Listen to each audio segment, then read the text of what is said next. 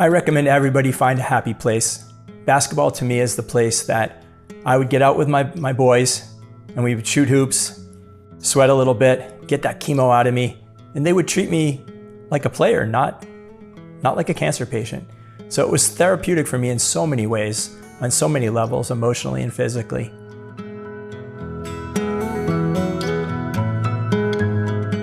Ask yourself, what's your way of getting through it? It doesn't have to be like everybody else.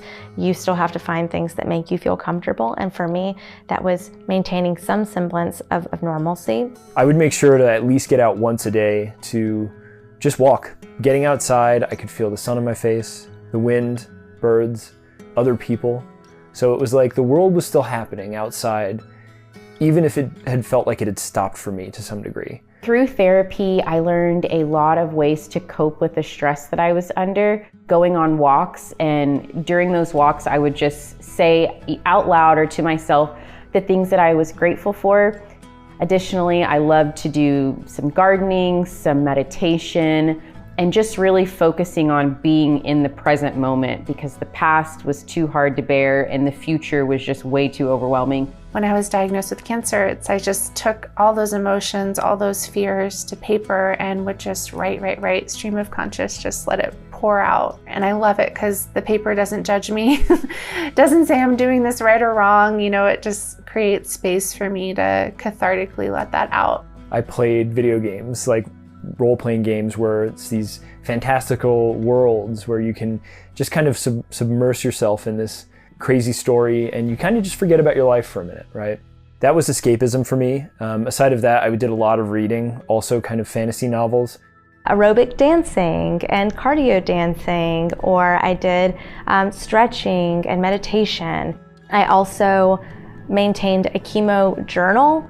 All of my medications, I would write in, this is how I feel right now in this hour, and I even tracked what foods I ate, if something didn't sit well in my stomach, if taking really long walks after treatment helped me feel better. I wrote all of that down, and that was absolutely a ritual for me. As long as you tend to yourself as a caregiver, then I feel that you're going to be able to give all you can to the patient, whoever that may be. During those late nights, early mornings, those are times when I found the most stillness. I was able to be with myself, with my thoughts, without any interruption whatsoever.